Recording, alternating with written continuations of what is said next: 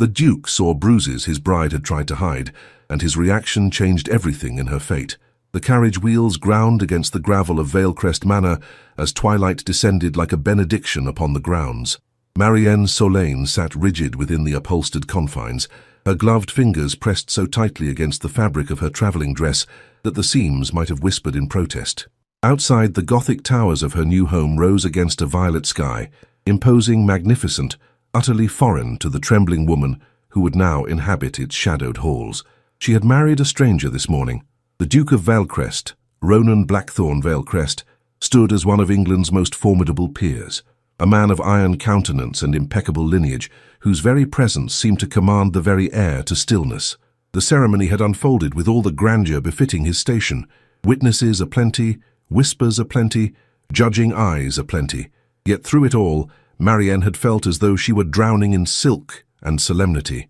The servants received her with the deference due to a duchess, yet she felt their curious gazes settling upon her with the weight of stones. She kept her shoulders carefully angled, her arms positioned to conceal what no glove could truly hide. Beneath the emerald silk of her travelling gown lay a landscape of bruises, some yellowed with age, others yet blooming in shades of plum and indigo. The physical testament to a father's brutal interpretation of discipline, the visible proof of a life spent flinching at shadows. Her mother's pendant, that small weathered agata verde suspended from a silver chain, pressed against her heart as though it were a talisman against catastrophe. She touched it through the fabric, drawing what courage remained. The Duke did not greet her upon her arrival. Instead, she was escorted by the housekeeper, a kind-eyed woman named Mrs. Ashworth, through corridors that seemed to stretch into infinity. Portraits of Valecrest ancestors gazed down from the walls, their expressions uniformly austere, their eyes tracking her passage as though judging her worthiness to walk beneath their scrutiny. "His Grace has requested that you take your rest before supper," Mrs. Ashworth said quietly, pausing before a door of pale oak. "Should you require anything, there is a bell pull." Marianne nodded, unable to summon words. She had been raised to speak only when addressed directly, her father's cardinal rule. Silence, he had taught her through his hands and his voice, and the terrible weight of his disappointment was the virtue of obedient women. The chamber assigned to her was vast and draped in fabrics of cream and sage. A fire crackled in the hearth, casting dancing shadows across the walls. And there, a mirror, tall and merciless, reflecting back the figure she had become. She turned from it swiftly, as one might turn from an accusation. Methodically, she began to remove her travelling clothes. The pins in her hair fell first, releasing the carefully arranged waves. Then the gloves, always the gloves, which she peeled away with the solemnity of removing a second skin. Her arms emerged, bearing their history like a criminal bear's chains. When the knock came upon the door as the clock struck 8, Marianne's heart seized with terror so profound that for a moment she could not breathe. She had donned a dressing gown, high-necked and long-sleeved, buttoned to her throat, and she smoothed its fabric with shaking hands as she whispered her permission to enter. The Duke crossed the threshold with the authority of a man accustomed to occupying space. His evening coat was black as obsidian, his waistcoat of deep charcoal. His silver eyes caught the firelight and reflected it back with an intensity that made her wish to become invisible. He was, she thought, with a peculiar mixture of dread and despair, even more formidable in the intimate dimness than he had been in the cathedral. "Marianne," he said, and his voice was measured, careful, as one might speak to a creature one feared might bolt. "I trust you have found the journey tolerable." "Yes, Your Grace," she managed, her own voice barely above a whisper. The carriage was most comfortable. He moved nearer to the window, his profile sharp against the closing darkness beyond the glass. "I shall not press upon you untowardly this evening. It is customary, I understand, for a bride to require rest after such an eventful day." A pause. "However, I confess there are certain practical matters that must be addressed between us." Her blood turned to ice. Here it came, the moment she had dreaded and anticipated in equal measure.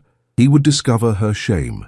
He would see the evidence of her unworthiness, and perhaps, if she was merciful, fortune smiled upon her, merely send her away in disgrace rather than inflict further punishment.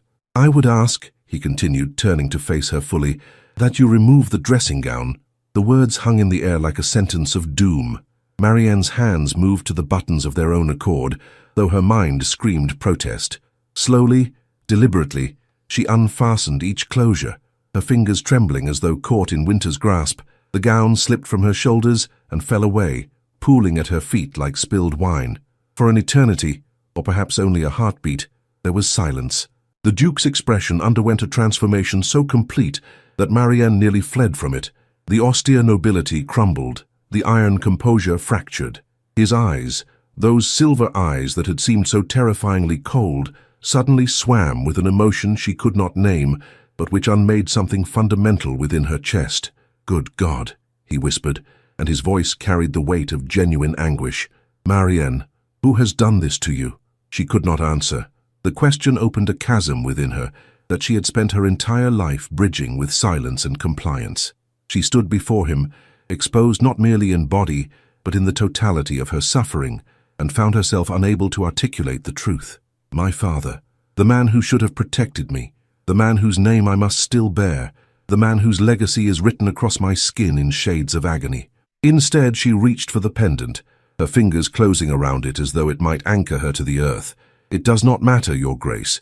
It is past. I am here to fulfill my duty." The Duke advanced then, not with the aggressive movement she had anticipated, but with a slowness that suggested he moved as one approaches a frightened animal. His hand extended, and she flinched, an involuntary, humiliating response, but he did not touch her. Instead, he merely indicated the chair nearest the fire. "Sit," he instructed, his tone brooking no argument. She sat, drawing the dressing gown hastily back around her shoulders, and he took a position before the fire, his hands clasped behind his back, his silence more eloquent than any declaration could have been. "Marianne," he began at last, and his voice emerged stripped of its usual control, raw as an open wound. "I swear to you upon everything I hold sacred, upon the title I bear, and the honor that has been entrusted to my name. No hand shall raise itself against you within these walls. Not mine, not any other." She did not believe him. Hope, she had learned, was a luxury reserved for those with less fragile constructs upon which to stand.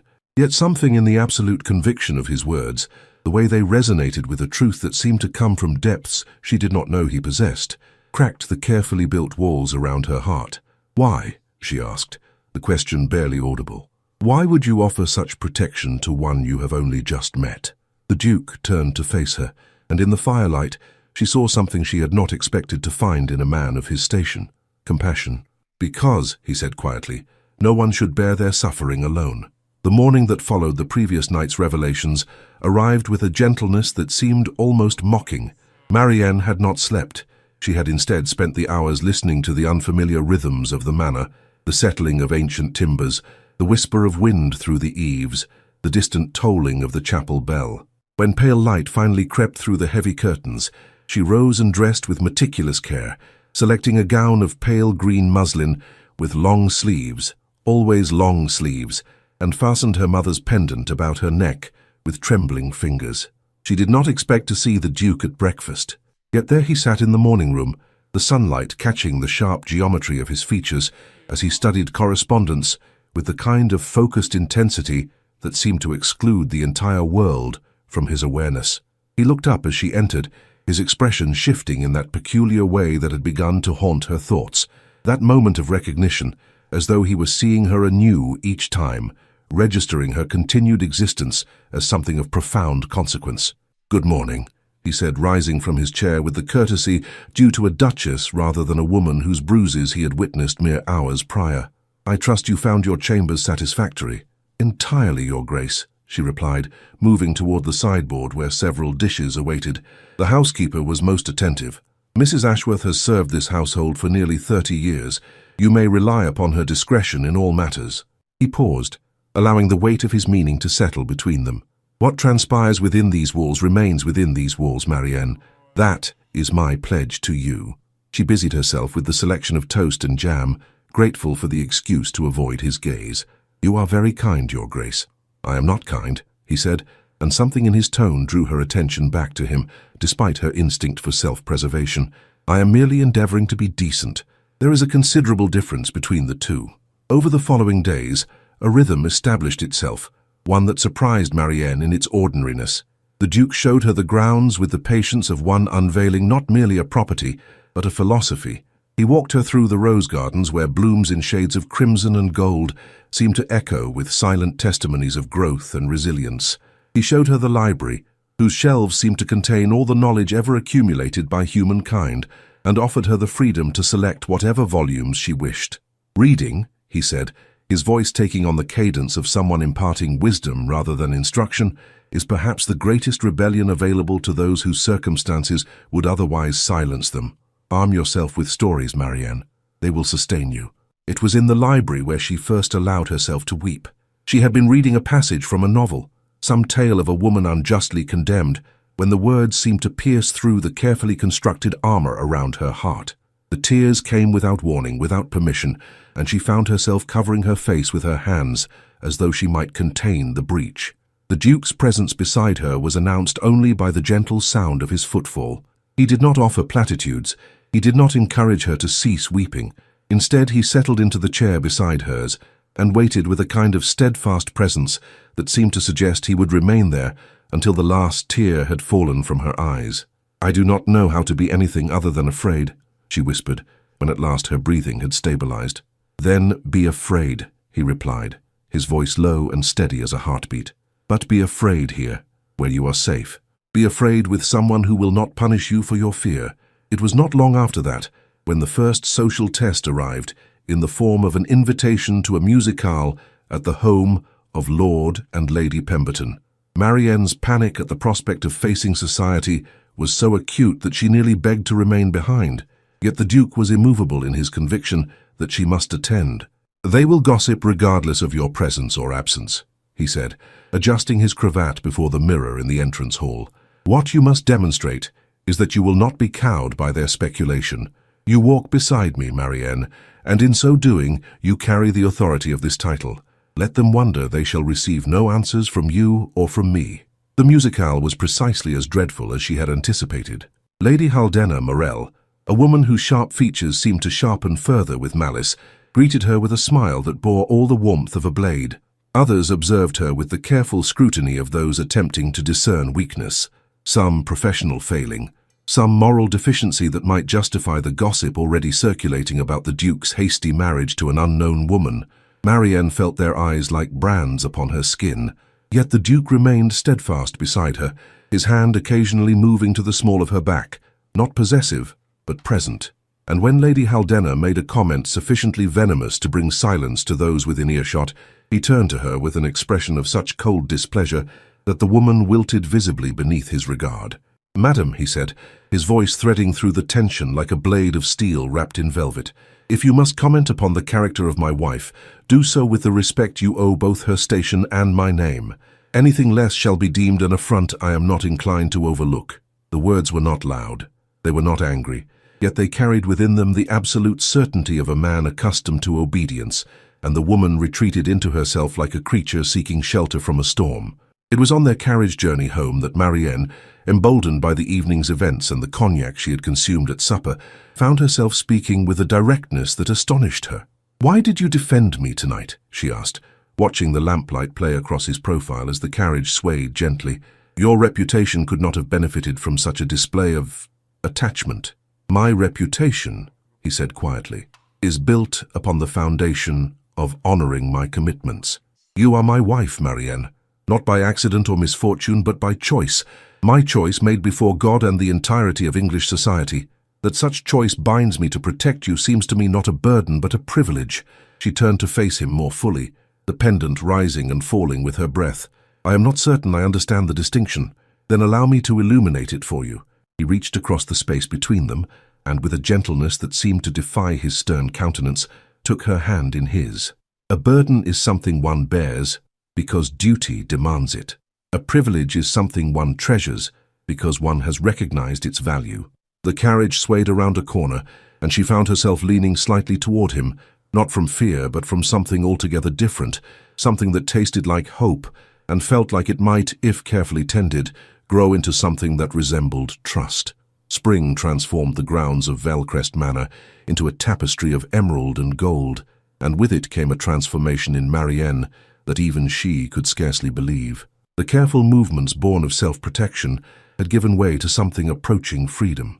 She moved through the house with less guardedness, She accepted invitations to the village. She began to occupy space, as though she had a right to do so. The Duke observed these changes with an attention that, rather than frightening her, had begun to kindle something in her chest that she dared not name. It was during a particularly warm afternoon in late May, as she tended the roses in the walled garden, that the letter arrived.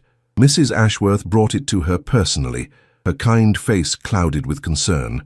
The handwriting was severe, the letterhead bore the imprint of Marianne's father's seal, and every instinct she possessed screamed at her to consign it to the fire unread.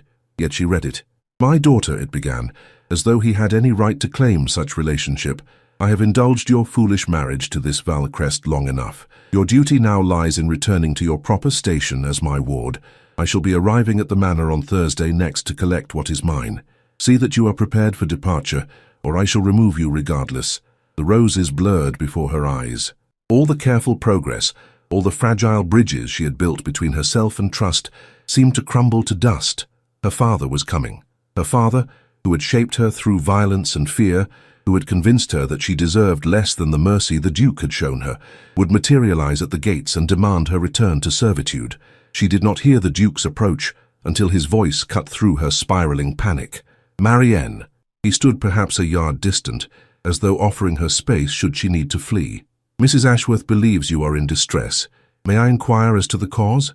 She extended the letter with a hand she could not quite steady. He read it with no change of expression, yet she saw his jaw tighten, a muscle tensing beneath the skin, a visible manifestation of fury being contained by iron will. "This man will not enter these gates," he said finally, his voice pitched so low that she had to strain to hear it. "And you, Marianne, will not depart them unless it is by your own choice and your own volition." "You do not understand," she whispered. "He is my father. In law he has forfeited any claim upon you the moment his hand raised itself in violence against you. In law, in honor, in the sight of God himself, you are my wife, and therefore under my protection." He stepped closer, and she did not flinch. "If you wish me to send him away, I shall do so without hesitation. If you wish to confront him, I shall stand beside you. But I will not, I cannot, permit him to reclaim you." The conviction in his words was absolute, and something within her, some small, carefully guarded part that had never quite surrendered hope, blossomed open like a flower in morning light. Thursday arrived grey and cold despite the season's warmth. Marianne dressed with deliberation in a gown of deep green silk, the same shade as her mother's pendant, and wore the silver bracelet the Duke had gifted her, the one bearing a single agata verde stone. These objects felt like armor. Varick Selane entered the morning room where they awaited him with the arrogance of a man accustomed to obedience. His features bore the cruelty of time poorly spent, and his eyes, when they fixed upon his daughter, carried the possessive malice of one regarding property. "Marianne," he said, his voice dripping with false paternity, "I have come to reclaim you from this folly. The Duke has been more than generous in his entertainment of your foolish fancy, I'm certain, but your place remains in my household, under my guidance." The Duke rose from his chair with the deliberate grace of a predator, and Varick's confidence seemed to falter slightly as he confronted the full force of Ronan Valcrest's presence. "Lord Selane," the Duke began, his voice carrying the weight of absolute authority, "you shall address your daughter never again. The beating and subjugation of another human being, most particularly a daughter beneath your care, is not guidance. It is cruelty masquerading as discipline, and it has forfeited you any claim whatsoever to her person or her loyalty." "She is my daughter," Varick snarled, advancing as though to seize her. Yet Marianne, in that moment, found her voice. "No," she said, the word emerging with a clarity that seemed to fill the room. "You ceased to be my father the first moment you raised your hand in anger. I am the daughter of a woman braver than you could ever comprehend, and her legacy," she touched the pendant, "lives within me, not beneath your dominion." The Duke positioned himself between them, and his very stance was declaration. "This woman is mine to defend, and I shall do so with every resource at my disposal." Varick Selane departed an hour later, escorted by servants with instructions to bar his return. As the carriage disappeared down the gravel drive, Marianne found herself trembling not from fear, but from the terrible exhilaration of having claimed her own voice. The Duke turned to her, his silver eyes reflecting something that made her breath catch. He reached out and she took his hand without hesitation. This touch was different from all the others, not tentative but assured. "You have been so extraordinarily brave, Marianne," he said, his voice carrying a tenderness that seemed to contradict his severe features. "But I must now ask you to be brave in a manner that may prove even more difficult." "How could that be possible?" she asked. "By allowing me to speak a truth I have struggled to contain." He drew her closer, his hand finding the small of her back in a gesture now familiar and infinitely comforting. "You came to me as a broken creature, shattered by cruelty, and taught to expect the worst of this world and of men. Yet in these months, I have watched you reconstruct yourself with a grace and courage that has transformed me, Marianne." She could not speak. Her heart seemed to be expanding beyond the confines of her ribs.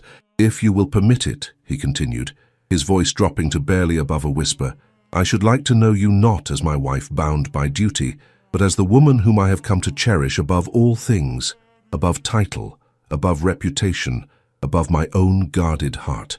Will you allow me to love you, Marianne, freely, completely, and without reservation?" The question hung suspended between them, and in that moment, she understood that she had never been broken at all. She had merely been waiting for someone brave enough to see her wholeness beneath the scars. "Yes," she breathed, and when he lowered his head to meet her lips, it was with such tender reverence that she felt the last barriers within her dissolve like morning mist before the sun. "Yes, Your Grace, yes." "Ronan," he murmured against her mouth, "please, allow me the privilege of hearing my name upon your lips." "Ronan," she whispered, and the name tasted like salvation, like beginning, like home. 2 years later, on an afternoon blessed with that peculiar warmth that marks the height of summer, Marianne stood in the portrait gallery of Vallecrest Manor, wearing a gown of pale cream and carrying in her arms a child not yet 4 months old. The infant, bearing her father's sharp features and her mother's tender eyes, slept with the absolute trust of one who had never known anything but safety and love. The Duke, no longer distant, no longer austere in any meaningful sense, though he remained formidable in bearing, stood beside his wife and gazed upon their daughter with an expression of such complete devotion that those who had known him before his marriage would scarcely have recognized him as the same man. "She has your mother's hair," he said softly, his finger brushing against the downy softness of the infant's scalp. "And your stubbornness," Marianne replied, tilting her face up toward his with the freedom of absolute affection. The sleeve of her gown rode up slightly as she adjusted the child's swaddling, and Ronan caught a glimpse of the scars that still marked her arm. Less visible now, perhaps, or perhaps merely less relevant to the narrative of her life, which had become something entirely new and unexpected. He traced one of the old marks with the gentleness that had become his language with her, and she leaned into the touch, rather than away from it. "Marianne," he said, his voice carrying the same tender gravity it had held the day she had found her voice and claimed her freedom, "I want you to know that I see these scars not as marks of shame, but as testimonies to your strength. Our daughter will know her mother as a woman who endured, who survived, and who chose, above all things, to love." She reached up and cupped his face in her palm, marveling, as she did each day, that such a man had chosen to place his carefully guarded heart in her keeping. "And she will know her father as a man whose greatest power lay not in his title, but in his mercy," Marianne said softly. "She will learn that true nobility lives not in bloodlines, but in compassion. She will understand, because we will teach her, that love demands both courage and vulnerability, that the strongest hearts are those brave enough to be tender." The Duke drew both his wife and daughter closer, and for a moment, the three of them stood framed against the window of the portrait gallery, sunlight catching the silver of his hair, the copper in hers, and the pale gold of their child's downy softness. Behind them, the portraits of his ancestors watched with their usual stern judgment. Yet these paintings, Marianne thought, had witnessed something their subjects could never have understood. That true strength was not the dominion of one over another, but the choice to build instead of destroy, to heal instead of wound, to see another's wholeness despite their brokenness. The scandal that had once whispered through the drawing rooms of London, that the Duke had married beneath his station, that he had bound himself to a woman of questionable provenance, had gradually transformed into something altogether different. The story of a man and woman who had found in each other not duty but devotion, not obligation but love in its truest and most redemptive form. Dear beloved listeners, we have journeyed together through the story of Marianne and Ronan, two souls bearing the weight of their respective burdens, who discovered that the greatest transformations in life are not wrought through punishment or control, but through the simple, revolutionary act of being truly seen. This story reminds us of a profound truth that often lies dormant within our hearts, that compassion is not weakness, but the highest form of strength.